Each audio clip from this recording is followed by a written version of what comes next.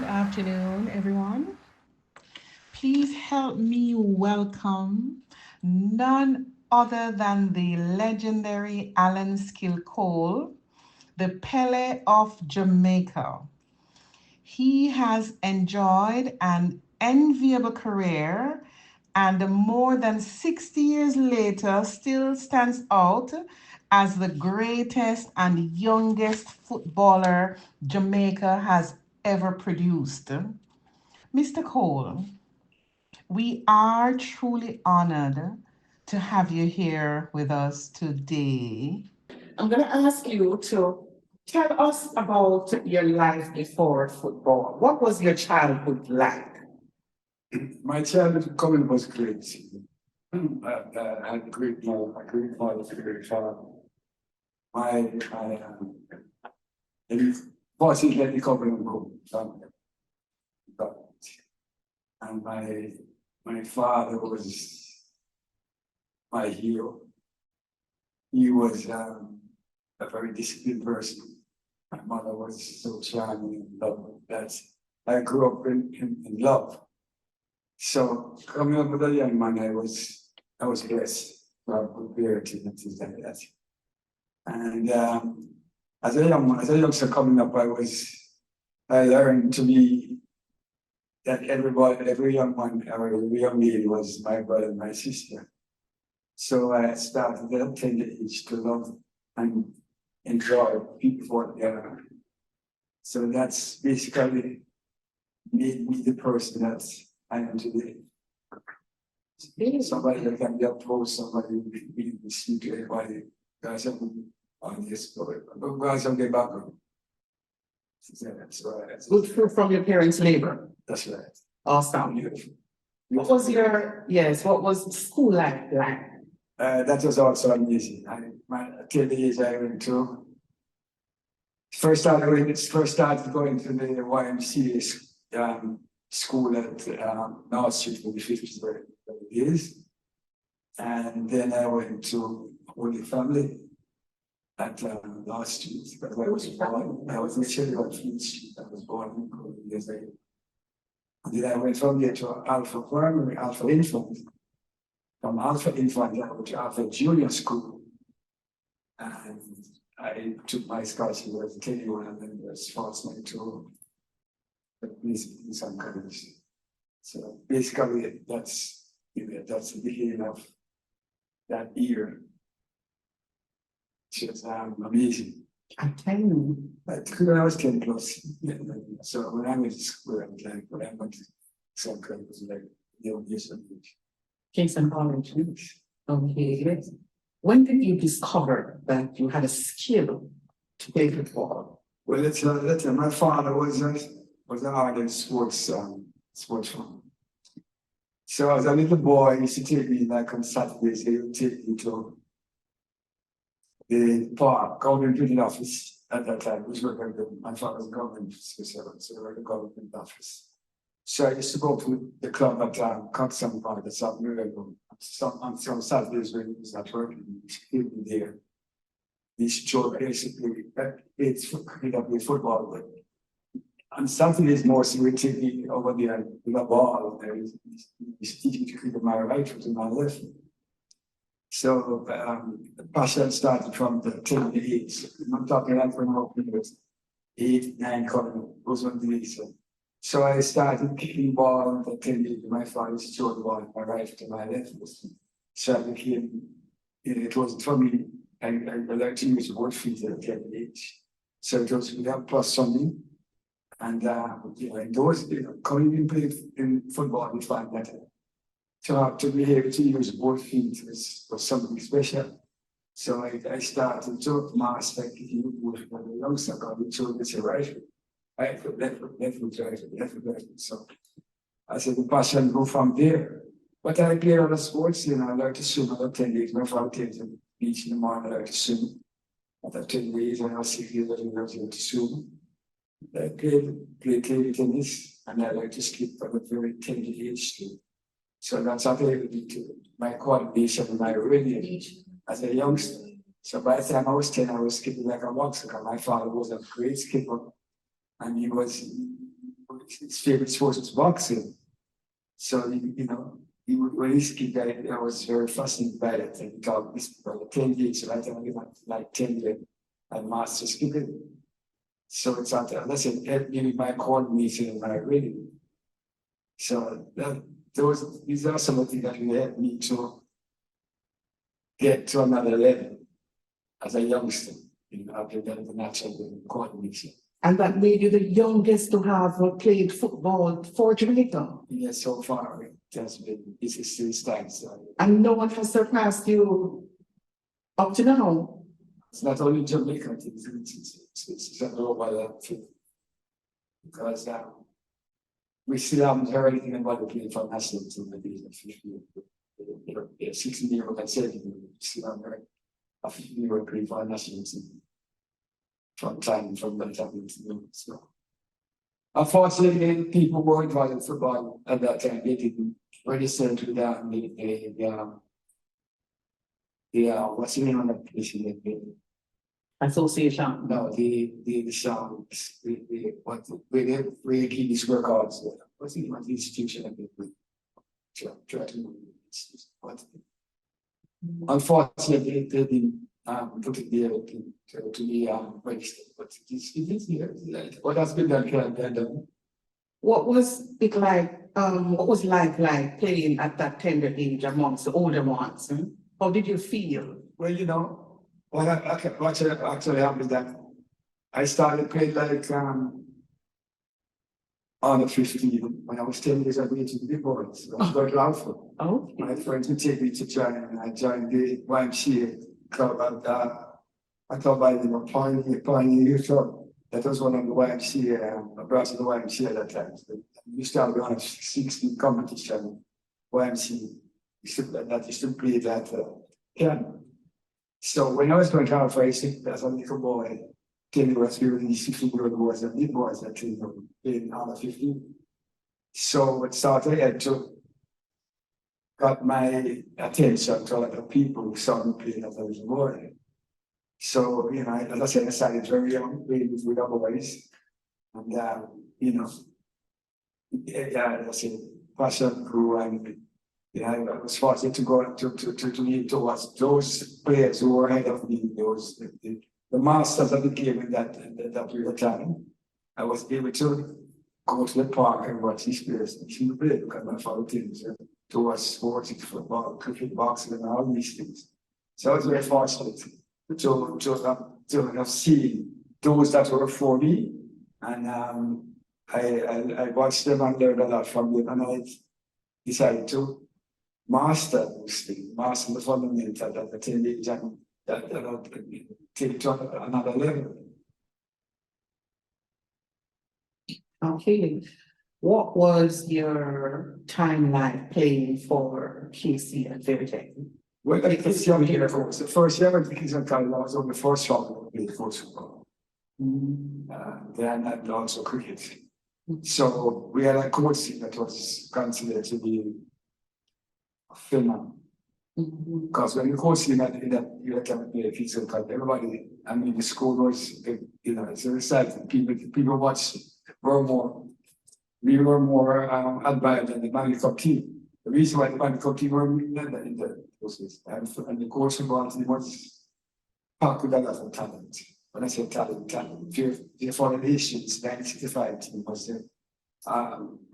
Some of those that played on that team was in companies and the 60s. So what happened is that in that period of time, playing coach football in circles, my popularity grew, especially in school, the schoolboy from the club, in the schoolboy fraternity, people call that. And as I said, the young boy, they're playing on the team at that. Sort of helped to brought a lot of attention. So it's how it started there. And build your confidence as well. Well, I was always confident. My father always teach me a lot of things. To be always confident in what you're doing. He was such a great human being. The things that he taught me is just unreal, So I'd come to it because I said, playing with my friends, to play football in the streets and going to the park, different parks and playing football and playing side from all different area. So when it comes to it, it was there because being a first round, I said, going up to courts. I remember when they were calling the place, couple trials, first round, they said, junior courts players are invited to come to training. Junior courts is the team below the courts, right? And first round, I invited that. I didn't move. I didn't go to junior courts trials. He didn't move. So when he said coach, I went out there. First time I went on the field, but what really helped me a lot is that I had friends who I used to play with it at the YMCA, like Michael from the he's a these guys were of me 1 year. So when I was coming to Kingston, when England was coming to school, they started to meet a lot of their friends about me. So as I said, first day I went to the course trial, that was really easy. You know, when I went to the start demonstrating, and that started a lot of thought in the school. So you became the first person to sign a professional contract as well. Not as a Jamaican, because we have Jamaican players, but I didn't play a player we had getting played in England early days before, long before. And then when the North American soccer league started, there were other players that I played with in Jamaica who heard of me, who played during the NAC teams like that. Like the Wedge brothers, Larry, Pierce, Scott, Oxford, I'm trying to remember all of this, but those guys were in the league. But I was actually they wanted me to go to England as a youngster because a lot of scout came when I was playing, and they wanted me to go to England, but I was interested in going to England. The reason why I was interested in going to England, one reason, I didn't have a family in England, and that family is in America. So they tried to get me to go to England. My coach wanted me to go to England, and as I said, I was interested in it. So I was a young student to have a contract to play in the national time, not to work at soccer league at that time. So actually, my father actually signed a contract when I was over 15 because I was under illegal sign. So my father signed a contract for me to go to play in Atlanta because of the scout. Englishman like me done. He was the scout for the North American soccer league for the region. So fortunately, he signed me to Atlanta despite all the teams wanted me. And what was amazing about Allan is that my father, when I was still a youngster, when I was 15 years of age, they gave my father what you call it was like a retention. Okay. So that I could speak for another team. So that a couple $1,000 into it was considered a lot. Yeah. Now it would have been seven figure. Yeah. So my father actually got the team or something like that when I was 15 years old. Before I became 15 after my first year. So I actually was very fortunate because of my talent to have had a lot of these things in front of me. But it just it was by my coach, he was I'll be the Englishman. He wanted me to go to England to play, but as I said, I wasn't interested in going to. Okay. So I ended up in the nation. I think I was supposed to be in the nation at that time. Yeah, so I was thinking just fortunately, we were in the nation in 1980s. But going back now to Kingston College, so I was in Kingston College. Third form, I got involved with mix, what I call it, mix up in those days. Smoking anything, together. So I was expelled in Kingston College. Then I went to Champion College, 1964. So how did you get into being expelled from KC? I got into Champion. Okay, so what I said I was ahead of my time, smoking the big boys outside of school, and then I got involved. I was this good, so I went to Camden, I got transferred to Camden College.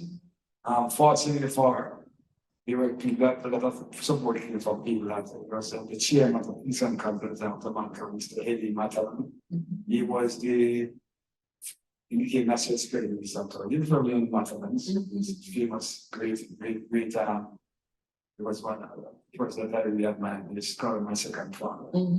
So I said for the man by the name of Keaton would have decided 15th, right, which is great on Saturdays. He came in and they got me at Temple College. So I spent a year and a half in college from 1964 and April until September 1968. No, 1965. So 1965, what happened is that I was at Jamaican college playing and things like that. There was a man by the name of Father Barnes. He was the editor of a magazine at the time, famous sports magazine by the name of Sports Life. Himself and Errol Towson were the top sport journalists, gurus for sports at that period of time. So Father Barnes was one who always encouraged me. Usually, when I played coach football, they were always there watching me and everything. You know, after games, we'd wait and talk to me together. So that partly was impressed and you know, a lot of encouragement. So being at the Campion College now in 1965, he said he came to me and my parents and taking my father and said, you can't make the talents stay here like that. You have to actually get the PPC. Campion wasn't granted, so they wanted me to come to school and competition. So he managed to what do you call it? He managed to encourage my father, who was a basic, to go down to go to be a technical. To transfer you here. Yes, my father was totally against it because he was a Catholic. My father and my parents were strong Catholic. He had Catholic. They say I was there. This is a place from to reform. So it took a lot of people to try to influence my father. My mother was one to let him go. Oh, so I got chance to September. So September term I was at 1865. And then I explored in the school-wide competition that year. We won the competition first time in school. As one the Castro outside of Monument Corner. Because in the inception of the Castro, all the two teams are going to come to the corner of Monument. So when you the Castro in 65, we started to change the whole landscapes. Getting come. Teams up in 95, I think we're going through the 6 years because the one you mean straight, the one? Yeah, because the one is when 60 in the conversations about because of fear that Manu between fear and Manu. So the conversation was about 167, I captain team 167, and they were 68 and many years after they won. So I left school at 67 and 69. We were trophies that we gave in Atlanta. At that same time, I was playing for Santos. I told my name was Santos in Jamaica. Yes. And we were champions. We were one of the first competition I won was playing for Ghana 15 in Santos. We won Ghana 15 competition in 64 Santos. And that's with some shot for guidance. He was picking up the goals in football goals in history of the country. So we formed Santos, so we won the first competition in Santos before. Then we went on to the Division 1, went on to the National League, Premier League, went on to the Premier League, and just major league, then to the Premier League and all those. So I was fortunate to have won all this competition. As a player, all these major competitions. Major championships.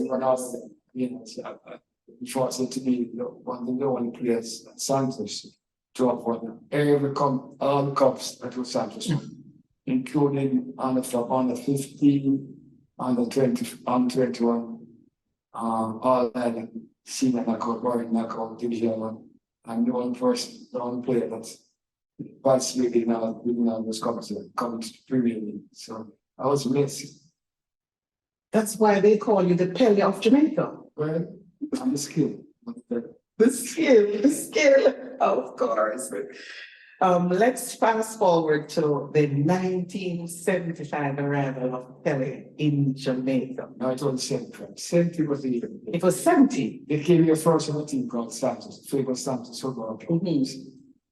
We played them on national stadium, which you all know. And that was in 1970 or 75? 1970. That's 70. the first. 1970 we played in the stadium. It was 1 hour I scored and Edu scored. So that was 1 hour that we were at the stadium. 1970. But 1975 we were talking about in the Cosmos. So Cosmos won the NSL. We won the Premier League championships. And a week after they won, we had this big game in Manchester. I think the biggest color was in the nation state. That's what I was about to ask you to talk about. The moment leading up to. Yeah, well, as I said, the build-up was on the stickers with myself and Pele. So, as I said, it's the biggest crowd I've ever seen in Manchester. There were more people outside than it was inside the stadium. So we won one. We gave them one. I mean, the local champion. And that was the game with Pele and you on the field. That's right. Yes, we won 1-0.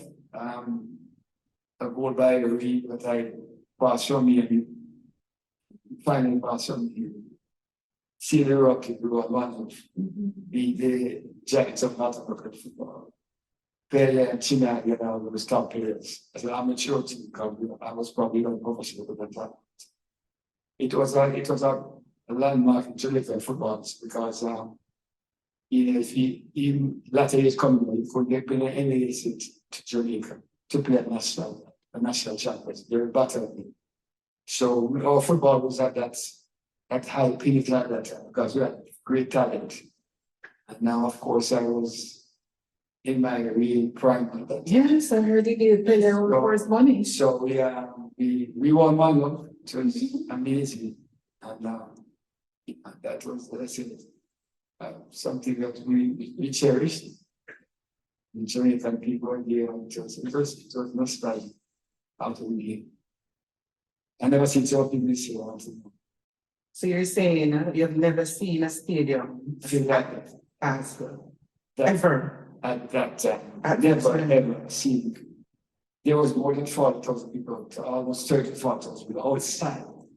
Coming inside the stadium when we were coming in the bus, it was problem to go to the crowd. I'd say I'm honest. Those who lived that moment already can give a testimony of it. I've never seen so many people at the stadium. Ever. Even until today, I've never seen so many people at the stadium. I can imagine back in There was a stampede and things. Like, it was something. I'm telling you, it was but still I want to make a comment today.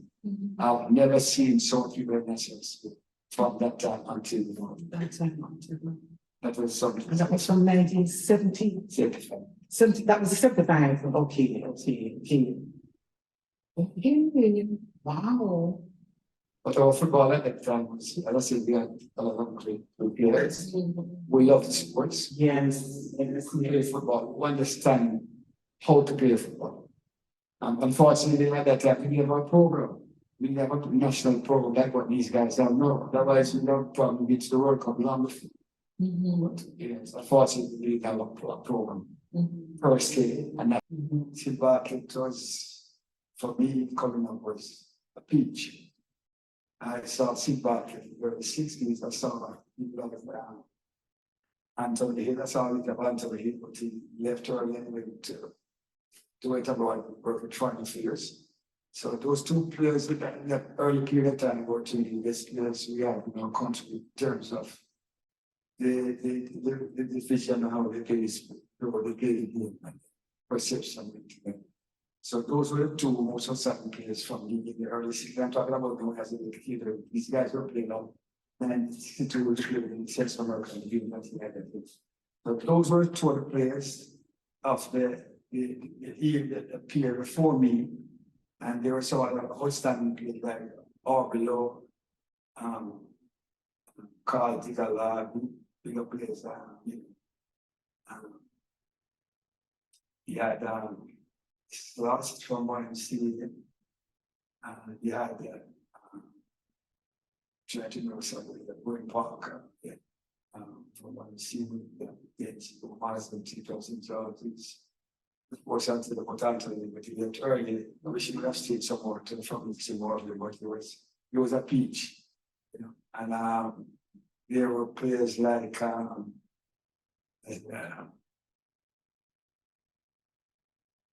to make some of these players, early players. Of course, there were some outstanding schoolboy players coming in that period. There was Bobby Graham, that's his Graham. There was Big Official Crown College. Those two players were two outstanding players in the schoolboy like some. And many more. You don't have to remember those. Those were players that I used to love watching. Of course, there was a lot of nuclear songs from Woodman's, where I enjoy watching them play. Some of these players, some of them, I still recall the name sometimes, but right now it's very moment I don't know what it brought to recall it. But there was some fan feelings in those days that I admired, really admired.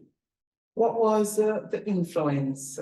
What was Jack Warner's influence on professional football or international football? How did he have back in the day? I remember. Well, Jack Warner to me was special. He was somebody I think that he today is still don't understand and give Jack Warner the credit he deserves. I think Jack Warner is the best thing one of the best thing I've ever to football CONCACAF. Jack Warner made them understand that CONCACAF as we're a important force. And he sort of lift that CONCACAF and put them on the pedestal of world recognition.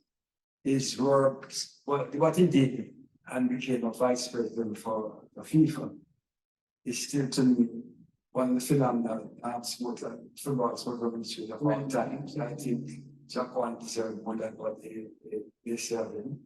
Because I think to be special, he made them understand, FIFA understand, that we CONCACAF deserve more than what we used to get.